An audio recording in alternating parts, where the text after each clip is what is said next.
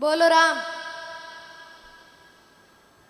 हम लोगों को संसार सागर से पार करने वाली श्रीमद् भागवत जी के चरणों में मेरा कोटि कोटि प्रणाम एवं यहाँ के महंत श्री भजनदास जी महाराज के चरणों में मेरा कोटि कोटि प्रणाम एवं दूर दराज से आए हुए सभी संतों के चरणों में मेरा कोटि कोटि प्रणाम। हम लोग सत्संग सुनते हैं, लेकिन सत्संग सुनने के बाद हमारे जीवन में कोई परिवर्तन नहीं आता। कई लोग सत्संग सुनने के बाद भी क्रोध करते हैं। ये क्रोध और ईर्ष्या और चिंता, ये हमारे जीवन के तीन सबसे बड़े शत्रु हैं। जो इन तीनों शत्रुओं पर विजय पा लेता है उसका जीवन सुधर जाता है। पहला शत्रु है ईर्ष्या, जो अच्छे अच्छे संबंधों को नष्ट कर देती है। दूसरा शत्रु है चिंता, जो दिमाग की शांति को भंग करती है। तीसरा शत्रु है क्रोध, जो दिल की शांति को भंग करता है। जब अनहोनी को किया नहीं जा सकता और होनी को टाला नहीं जा सकता, तो हम लोग चिंता किस बात की करें। प्यारे सज्जनों, हमारे संतों ने और शास्त्रों ने दो सबसे अच्छे धर्म बताए हैं। ये दो धर्म जिस घर में रहते हैं वहाँ पर कभी क्रोध आ ही नहीं सकता। पहला धर्म है कि आपसे कोई गलती हो गई तो माफ़ी मांग लो और कह दो कि भैया माफ़ कर दो, आगे से गलती नहीं करूँगा। और दूसरा धर्म है कि कोई व्यक्ति गलती करने के बाद आपसे माफ़ी मांगे तो उसे माफ़ कर दो और कह दो कि भैया आगे से गलती मत करना, बस शांत हो जाओ, चिंता को ख़त्म कर दो। मेरे भाइयों, जो गलती पर गलती करे उसे नादान कहते हैं, पर जो उससे भी ज़्यादा गलतियां करे उसे शैतान कहते हैं। पर जो गलतियों की सीमा पार कर जाए उसे पाकिस्तान कहते हैं, पर जो उसकी भी गलतियों को माफ़ कर दे उसे हम अपना हिंदुस्तान कहते हैं। जिंदगी को बढ़ाना हमारे हाथ में नहीं है, पर जिंदगी को बनाना हमारे हाथ में है। जीवन में मान अपमान, निंदा स्तुति, सुख दुख, ये सब जीवन के हिस्से हैं। पर इन सब परिस्थितियों के आने पर भी हम कितने सुखी रहते हैं एवं आनंदमय रहते हैं, यह हम पर निर्भर करता है। जो व्यक्ति यह फैसला खुद कर लेता है कि मैं हर हाल में आनंदित रहूँगा, तो उसको जीवन में आने वाली कोई भी उठापटक प्रभावित नहीं कर सकती। अगर जीवन के प्रति नजरिया अच्छा हो तो व्यक्ति 80 साल की उम्र में भी आनंदित रह सकता है। और अगर नजरिया ही सही नहीं है, नजरिया ही गलत है, तो व्यक्ति 30-40 साल की उम्र में ही मायूसी से भर जाता है और तो और आत्महत्या करने के लिए दौड़ता है। और तो और कई माताएं बहनें क्रोध में आत्महत्या कर ही लेती है। कई केरोसिन डालकर जल जाती है और कई फांसी के फंदे पर लटक जाती है। मेरे भाइयों एवं बहनों, आत्महत्या करना कोई समस्या का समाधान नहीं है, क्योंकि जो लोग आत्महत्या करते हैं उन्हें कई जन्मों तक नरक भोगना पड़ता है। इसलिए मैं तो कहता हूँ कि व्यक्ति स्वयं को माचिस की तीली न बनाए कि थोड़ा सा घर्षण लगते ही वह भभक पड़े, बल्कि मैं तो कहता हूँ कि व्यक्ति स्वयं को शांत सरोवर बनाए कि कोई जलता हुआ अंगारा भी आए तो वो भी उसमें आकर बुझ जाए। और तो और क्रोध, जहाँ पर क्रोध और ईर्ष्या हमारे जीवन के दो सबसे बड़े शत्रु है, वहीं प्रेम और दया हमारे जीवन के दो सबसे बड़े मित्र हैं। एक बार एक पति अपनी दुकान से शाम को घर आया और घर आकर अपनी पत्नी को 5000 रुपए की गड्डी दे दी और कहा कि इसे अंदर रख दो। पत्नी रसोई में भोजन बना रही थी, उसने चूल्हे के पास उस गड्डी को रख दिया। अब उसी के पास उसका 2 वर्ष का बच्चा खेल रहा था। कुछ देर बाद जब बच्चे की माँ कोई काम से बाहर गई तो उस बच्चे ने खेल खेल में उस नोटों की गड्डी को उठाया और आग में डाल दिया। आग तेज होने लगी तो बच्चे को खुशी हो रही थी, तो जब कुछ देर बाद माँ ने देखा तो वह गुस्से में आ गई और जोर से उसने बच्चे के सिर पर थप्पड़ मार दी। बच्चे की सिर की नस फटने से बच्चा तुरंत मर गया। जब इस घटना को जब पति ने देखा तो वह आग बबूला हो गया और वह अपने आप में संयम नहीं रख पाया और एक धारदार हथियार से पत्नी की गर्दन काटकर हत्या कर दी। मेरे भाइयों, यह क्रोध हत्यारा है। क्रोध में करुणा नहीं होती, क्रोध में दया नहीं होती। जिस प्रकार धूप और छांव, हंसना और गाल फुलाना, दिन और रात एक साथ नहीं हो सकते, उसी प्रकार क्रोध और चिंता एक साथ, क्रोध और दया एक साथ नहीं हो सकते। क्रोध ने तो उस पत्नी की हत्या कर दी। उधर पुलिस को सूचना मिली तो पुलिस आ गई और हथकड़ियां डालकर उस व्यक्ति को मजिस्ट्रेट के पास ले गई और कहा कि मजिस्ट्रेट साहब, इसने हत्या की है, यह जुल्मी है। मजिस्ट्रेट ने आजीवन कारावास की सजा सुनाई और जेल में बंद कर दिया। मेरे भाइयों, यह क्रोध हत्यारा है। एक हरा भरा परिवार क्रोध के कारण उजड़ गया। क्रोध आ जाने के बाद मनुष्य अपनी पत्नी को मार देता है, अपने पुत्र को मार देता है, अपनी पुत्री को मार देता है और फिर जीवन भर पछतावे के ताप में जलता रहता है। मेरे भाइयों बहनों, ये चिंता यमराज की बेटी है और गुस्सा यमराज का बेटा है।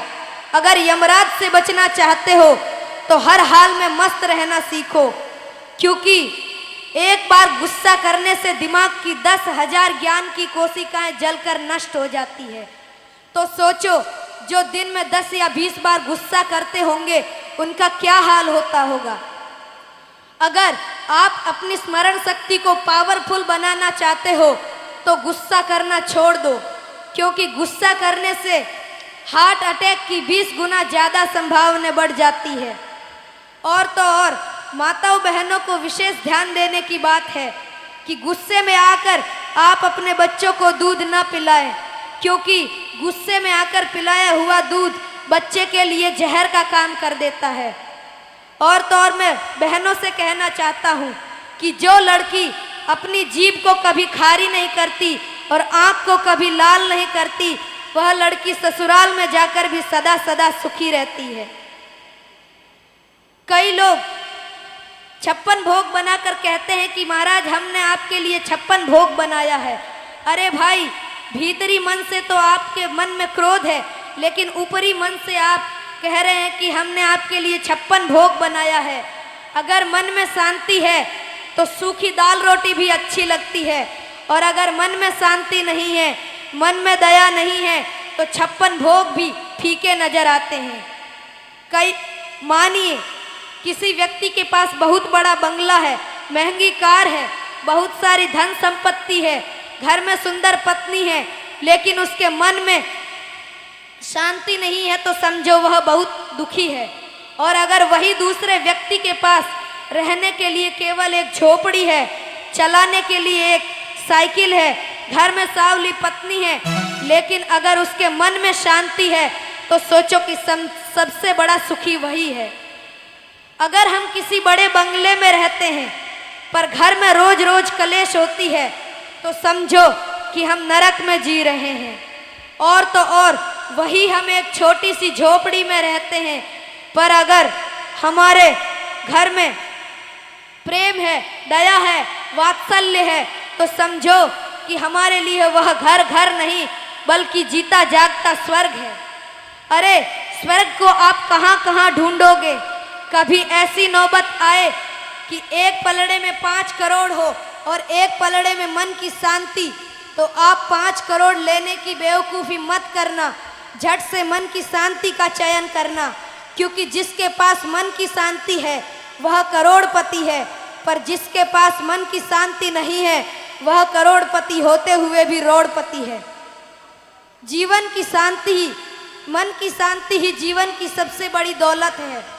अरे मेरे भाइयों बहनों, वह करोड़पति क्या काम की जिससे सुख की रोटी और चैन की नींद चली जाए।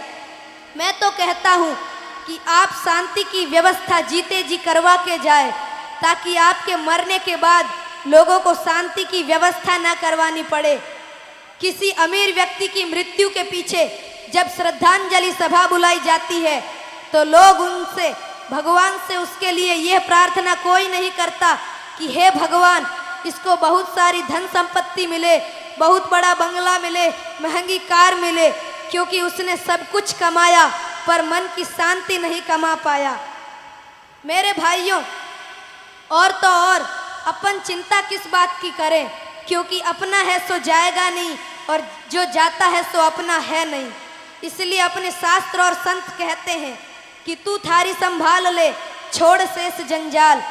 अरे मेरे भाइयों, आप अपनी संभालो, संसार के जंजाल को छोड़ दो। ये संसार भगवान की माया है। ये जो मेरे भाइयों, जो दिमाग का सदुपयोग करता है वह आइंस्टीन बन जाता है, पर खाली दिमाग इंसान को नटवर लाल बना देता है। इसलिए व्यक्ति को चाहिए कि वह शरीर को विकसित करने के साथ साथ दिमाग को भी विकसित करें। शरीर तो अपने आप विकसित हो जाता है, पर दिमाग को विकसित करने के लिए नियमित रूप से प्रतिदिन आधा घंटा अच्छी पुस्तकों का स्वाध्याय करें। नियमित रूप से आधा घंटा प्रतिदिन अच्छी पुस्तकों का स्वाध्याय करने वाला व्यक्ति 5 साल में पारंगत विद्वान हो सकता है। इसलिए किसी संत ने कहा है कि क्रोध को प्रेम में बहाओगे तो कृष्ण बनोगे, क्रोध को ध्यान में बहाओगे तो महावीर बनोगे, क्रोध को करुणा में बहाओगे तो बुद्ध बनोगे, और क्रोध को भक्ति में बहाओगे तो भगवान बनोगे। बोलो राम। बहुत ही बढ़िया। आज तो नहीं कहने वाली बातें ही हैं, आपने बता दी सभी संतों, और सब संतों और मत एक ही है कि आप अपने घर में आ सत्संग कथा कीर्तन सुनी जका इन्हें सुन अपने बच्चों में अच्छा संस्कार दीजो। आदरी आरती के लिए खड़ा हो जाइजो, और आधो घंटो लेट हो उन वास्ते आप हाथ जोड़ माफी प्रार्थना। अपने आरती में एक साइड माताओं बहनों, एक साइड भाई लोग सामरा मारे आशा कुछ मारे अतिथि और नाव भी आएडा बन आप अटे नहीं आ सको तुम्हारे चंद्रशेखर जी 2 मिनट में बोल देवे। अटे अगर पहुंचो तो दुपटो उड़ा दे राम जी नाव रो नहीं तो आ। बोले राम जी महाराज की। अपने बीच में आज प्रभु महाराज घंटाली अपने बीच में पधारे अपने सिंह जी सिवाना, मोड़ाराम जी सियाग, तेजमाल सिंह जी नांदड़ा, फूसाराम जी कुमार दासोड़ी, देवीलाल जी गंगापुरा, सुरताराम जी चाकू, ईश्वर राम जी कुमार दासोड़ी, कृष्ण सिंह जी जसोड़ खिंडासर, हुकमाराम जी मांझू, जठाराम जी मात्रा Sai sir, Narayan Ram ji bamboo Nathu sir, Hanuman Singh ji Nathu sir, स्वाई सिंह जी सेवड़ा, जगदीश जी सुथार आचीना, जालूराम जी करनो, भगवान सिंह जी देवड़ा खिंडासर, करणी सिंह जी नांदड़ा, लालू राम जी कुमार चाखू,